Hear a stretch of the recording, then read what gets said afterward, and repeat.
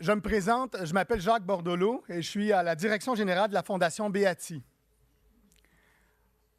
Merci d'être avec nous ce matin, d'avoir pris la route de Québec, de Trois-Rivières, de l'Outaouais, de Montréal, pour venir réfléchir avec nous sur l'enjeu des inégalités sociales et de voir comment ensemble on peut se doter d'un outil qui nous permettrait de bien mesurer l'impact des politiques publiques sur les inégalités sociales au Québec.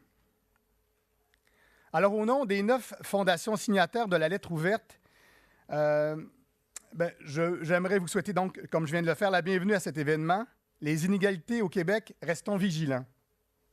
Événement organisé par les fondations Berthiaume du Tremblay, la Fondation Dufresne et Gauthier, la Fondation de la famille McConnell, la Fondation Lucie-André Chagnon, la Fondation Léa Robach, la Fondation Solstice, la Fondation du Y des femmes de Montréal, la Fondation des YMCA du Québec, la Fondation Beati, avec la collaboration de l'Institut du Nouveau Monde. Pour la première fois, des fondations québécoises de divers horizons ont décidé de prendre la parole ensemble. Il s'agit d'une première. Y a-t-il quelqu'un ou quelqu'une dans cette salle qui aurait pensé, il y a 6 mois, que nous serions 9 fondations issues d'horizons aussi différentes qui auraient pris la parole publiquement comme nous l'avons fait? Y a-t-il quelqu'un ou quelqu'une dans cette salle qui aurait pensé il y a 6 mois que nous serions plus de 125 personnes à se retrouver par ce mercredi d'avril autour de la question des inégalités sociales dans notre société?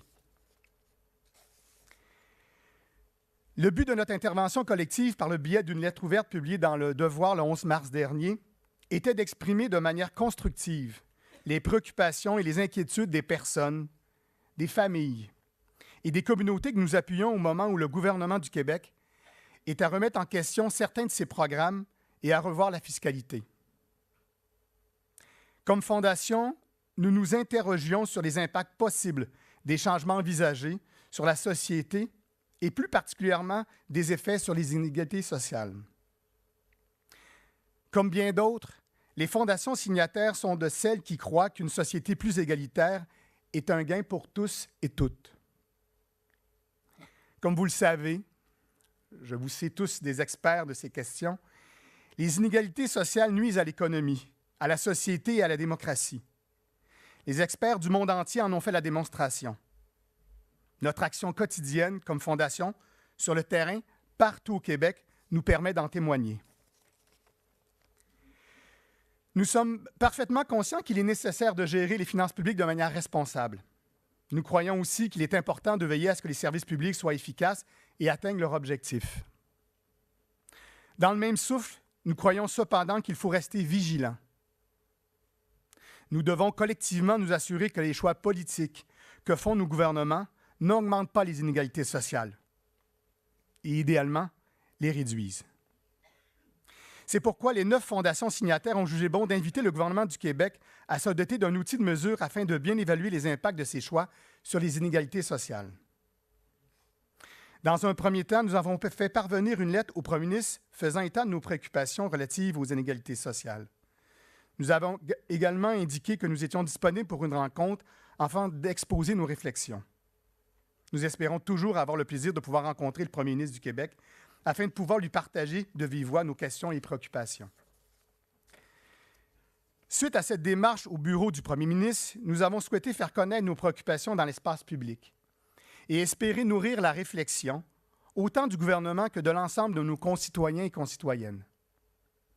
Au fil des ans, comme vous le savez, le Québec s'est doté d'un ensemble d'outils, de moyens pour réduire les inégalités, soit par la fiscalité, l'éducation, des services de santé, des services sociaux adéquats.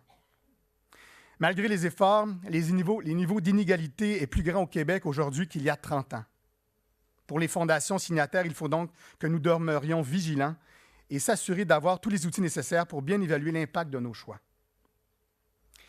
Il a fallu beaucoup de travail avant de se retrouver tous et toutes réunis à l'Excentris aujourd'hui. Comme vous le savez, il y a plusieurs mois, nous étions plusieurs fondations à nous sentir interpellés par le contexte social et politique actuel.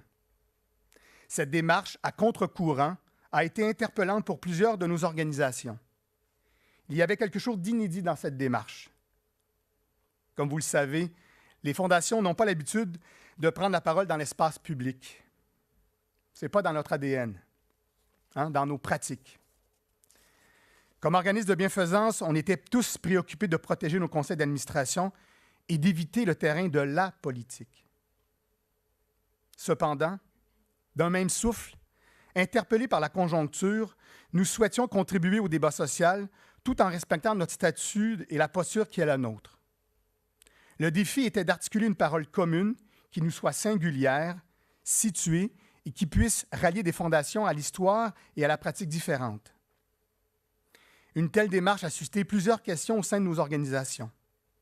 La place des fondations dans le débat public, quelle est-elle? Comment contribuer au débat public tout en ne se substituant pas à la rue, à la voix des milieux communautaires, syndicaux, d'affaires?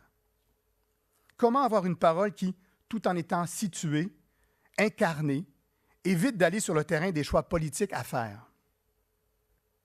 Je pense que cette démarche qui a mené à cette prise de position publique est l'expression qu'il est possible pour les fondations de contribuer à la réflexion et au débat social ici au Québec comme ailleurs.